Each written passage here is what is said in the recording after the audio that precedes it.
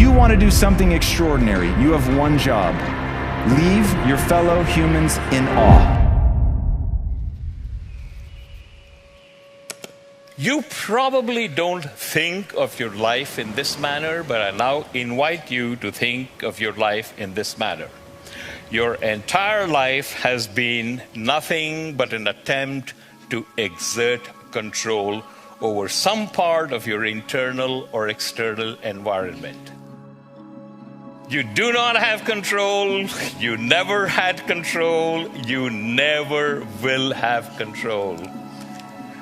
You only have the illusion of control. The thing that I find most interesting and the thing that I think a lot about is, who are we sort of at our core? What are we? Are we changeable? Are we malleable? The whole nature versus nurture thing has really come to define my life. It doesn't matter who you are today. It certainly doesn't matter how you were born. The only thing that matters is who you want to become and the price you're willing to pay to get there. Legacy is planting seeds in a garden that you'll never see. The capacity to strengthen and increase your hunger is the one common denominator amongst the most successful people. Richard Branson's a good friend of mine, and Peter Guber, Steve Wynn, all these guys, they've never lost their hunger. Most people are hungry to achieve a certain amount, make a certain amount of money, and then they get comfortable and relax, or to get a certain level of fitness, and then they relax. Hunger is the ultimate driver, because if you're hungry, you can get the strategy, you can get the answer. If you can't model it, you can find it. I would lay in bed for up to 4 hours a day, every single day, because I couldn't motivate myself to get out of bed. I didn't have a job, and the only thing that would get me out of bed, 15 years before I'm capable of building $1 billion company, the only thing that got me out of bed was shame, because I had one failed misunderstanding. I believed that my talent and intelligence were fixed traits. Because what's happening in the mind seems invisible. We can't see it. We don't understand what's happening. And so as shame was the only thing that would drag me out of bed, I didn't understand that the same thing I believed to be true of my body was true of my mind. What you build your self-esteem around matters. So what I want you to realize is thoughts are invisible waves. When you turn on TV, it takes invisible waves, and depending on the channel, you're gonna see a love story or an adventure or a drama or a comedy. So what I've tried to do in this Airy Beautiful state is simple.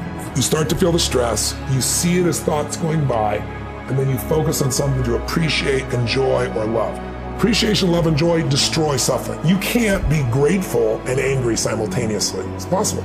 You can't be worried and fearful and grateful simultaneously. So I tell people gratitude is one of the emotions to cultivate that'll destroy the suffering. Stop trying to control your life. You can't do it. Think instead in terms of controlling the experience of your life. A lot of the time in your life, you have the ability to decide what you are going to experience. Mental chatter is an internal monologue that you have going on in your heads all the time. It begins right up when you get up in the morning, is with you throughout the day. Mental chatter has always been a part of your life. Most of the time we try to ignore it, we suppress it, we work around it, we try to live our life as best we can in spite of our mental chatter. That is a huge mistake. And the reason it's a huge mistake is because we build our lives with our mental chatter. We create the world that we live in with our mental chatter. We all think we live in a real world, but we don't. We live in a construct. We live in the matrix. And whether you realize it or not, each and every one of you has something that sits at the core of how you feel about yourself. And from that, your identity, your sense of self-worth, your self-esteem, it is all built around that thing. Now, when you think about my job as a parent, as an entrepreneur, as an athlete, as a speaker, as a whatever you want to be. You've got to get so good at that thing that when people see you do it, you make them experience the most potent human emotion, and that is awe. To get that good is a terrifying journey of self-discovery and confronting who you really are. Because you cannot make change until you acknowledge where you're actually at. The most important decision of your life is deciding whether you're truly committed to being happy no matter what. Because life is going to throw all kinds of curveballs at all of us. There's the one thing that's in common in this lifetime is extreme stress. But it's just true. Someone you're going to care about is going to die. Someone's going to take advantage financially if you're not careful. You're going to find yourself in a position the government might change the rules and you can't do what you're doing before.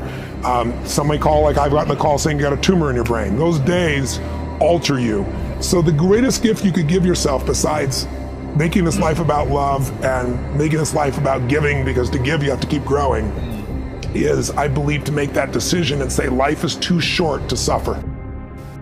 We are all very good at shooting second arrows at ourselves.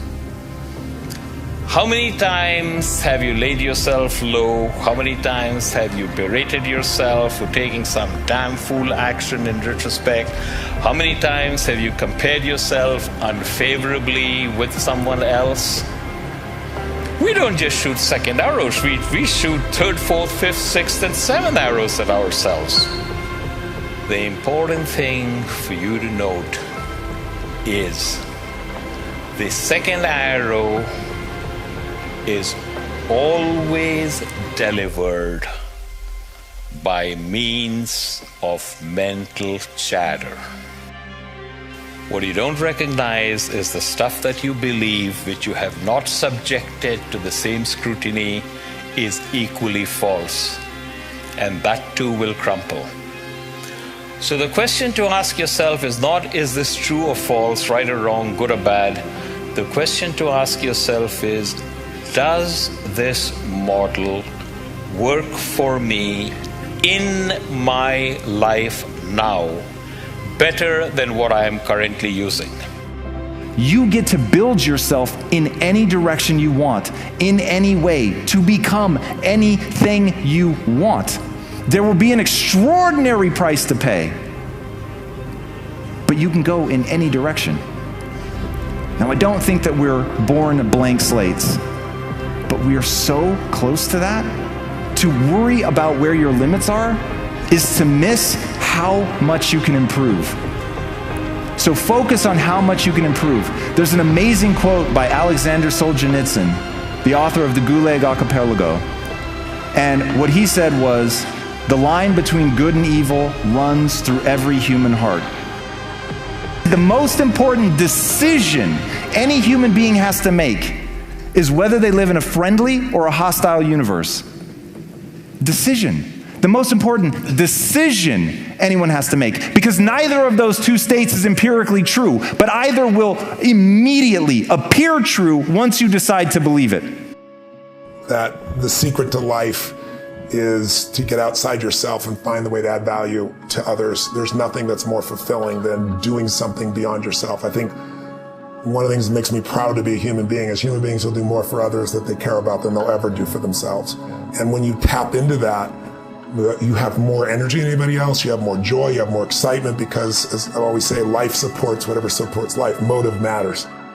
The idea of being obsessed with learning, growing, and adding value, to me, is the most important thing in life, because, the only way we're happy is by making progress. We grow and we feel alive. We give and we feel 10 times more alive. But you got to grow to have something to give.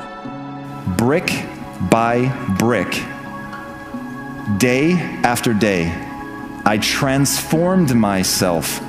It was not an uncovering of something that was real and already there. It was simply acknowledging I am a hopelessly average human, but humans are the ultimate adaptation machine. So I can change. I can become whatever I want. And I just became